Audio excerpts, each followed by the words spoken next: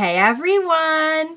Welcome back! I am back today with more Kamen Rider Zero One. You guys, I am so excited. If you're joining me early today, you know what it means. It means you are one of my awesome patrons. Thank you so much, and as always, I'm sending you up those big old hugs right through that screen.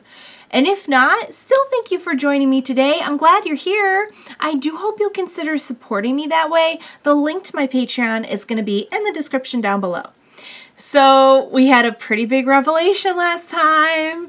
Last episode of Zero One, we finally got to see, which I kind of knew from like the episode before, watching him like take that belt out. I'm like, oh, he's gonna be a Kamen Rider. But we finally got to see Guy as a Kamen Rider, and I have to say, as much as I'm really disliking Guy, I really liked the design. I thought it was really cool and unique. Like, there's no confusing him with another rider, you know, the horns and everything. And the effects of when he would do a move and everything would like freeze frame like an action movie trailer and like the words would pop up. I mean, he's got some good production quality on his rider effects. So that was... It was interesting to watch, and we know a little bit more about him now because we know that he was sort of involved with Aruto's grandfather, who was the last president. It sounds like he's kind of harboring a grudge against the grandfather for appointing Aruto, and he also mentioned that, like, oh, he decided to, like, only produce Humagears. Like, he decided just to make the whole company Humagears, and that was a mistake. So I'm kind of interested to hear a little bit more of like his ideas behind like the Zaya technology, the Zaya specs and everything. I'm wondering if maybe he has like some kind of similar grudge that like, oh, we shouldn't be like giving our time to robots and everything. Like, we should invest in humans, and or if it's going to be something a little different. I don't know what his exact objections are. Like, I feel like we've scratched the surface, but I do feel like there's going to be more to it than just like, I didn't agree with his business decisions. Like, I have a feeling it's going to be more of like a scorned pupil kind of thing, you know? Like, he was close with the grandfather and was his pupil, and just like the grandfather could see he was going way too awry with his ideas and cut it off or something, you know?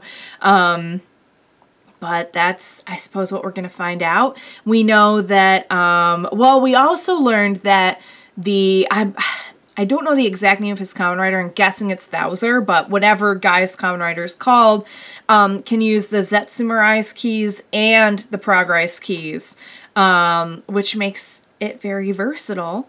And it looked like it was pretty impossible to keep up with. So not good, and not good that he could be in charge of Aruto's company, and have control over the Humagears too. Because who knows? I mean, if he created the Arc, which created MetsubouJinrai and all of this crap, I mean, who knows what he's going to do with that many Humagears when he gets, when he has them at his disposal. So we also saw like we saw you at the end, like, what? The key is missing. And then we see like a red key. I couldn't see the writing on it, but we saw like a red key and a hooded figure. And I'm like, who is that? At first I thought maybe it was Jin because he always wore a hood. But now I'm thinking maybe it's the fourth member of MetsubouJinrai because we didn't meet them yet, right? We met Hirobi, Jin, the astronaut brother, and there should be a last one. There should be one more. So who knows? I don't know. I'm a little scared about where everything's going because I can sense that we've kind of crossed a threshold now and that things are really going to start getting real. I know Kamen Rider is no stranger to like taking out characters or doing like some pretty crazy big stuff when they want to.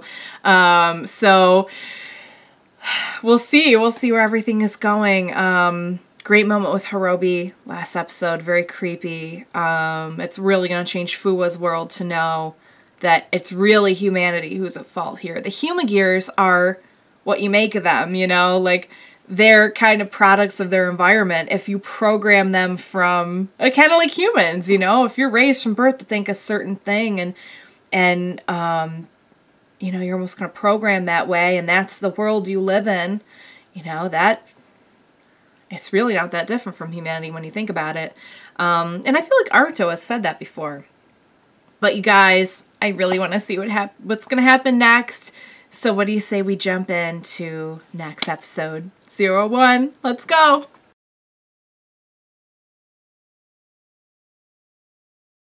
Alright, that was so good. Okay, so it was the 4th member of MetsubouJinrai. It was the accomplice to Hirobi. Oh man. Okay, so Crushing Buffalo, love it, love the name. Was it a woman, or he said our brethren? Naki. Okay, so that's the 4th one. It sounded like a woman's voice, but maybe it wasn't. Maybe it was like, maybe the voice is being altered or something, I don't know. Or maybe it was just like a higher man's voice, I don't know. It's not Jin, it's definitely somebody different. So now, so I kind of assumed ever since they mentioned that Guy created the art created MetsubouJinrai, that MetsubouJinrai was kind of like, their strings were still kind of being pulled by Guy, but it's very clear now that is not what's happening. Like, MetsubouJinrai has, like, gone off and done its own thing. Okay.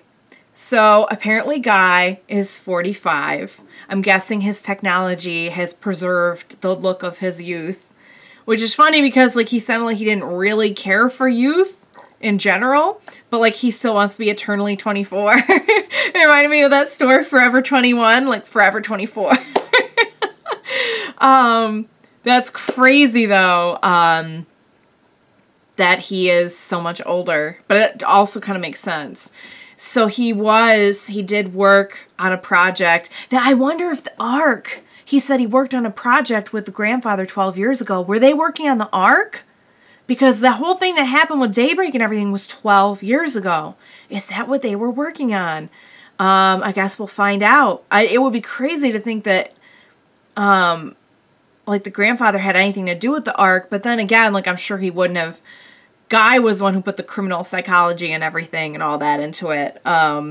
It was clearly supposed to be, like, the whole thing with Daybreak is it was not supposed to be the way it ended up. So maybe they were, like, working on an actual, like, satellite, and he just slipped in all that evil stuff because he is him. I was so scared for Fuwa when he was fighting Thouser. If Thouser could do that to 01, like, I really seriously, like, kudos to Fuwa for, like, at least not dying. I was so scared. Oh my god, I was so scared in that moment they were gonna kill him off. I'm still scared. Like, I'm terrified that, like, some of my favorite characters are gonna die. Alright. So we had, yeah, the parking garage incident was pretty interesting. So it was not Yua who restored Hirobi. Hirobi's gotten way creepier, let me just say. Way creepier in the way that he talks. And when he was like, he could be right behind you. And then it was, but he wasn't. That was like horror movie level stuff. I liked the resolution to the Ikebana story.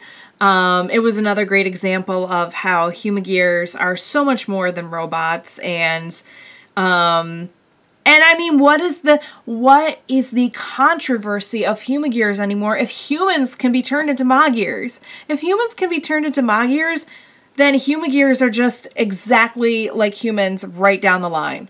Like, they learn from their environment, they develop certain feelings and emotions and everything over time. They can turn into Magears. They can be turned into Magears, and literally every single one of those things could also be used to describe a human. So, Raid Riser apparently is the name of the device that can be used to turn a human into a Magear.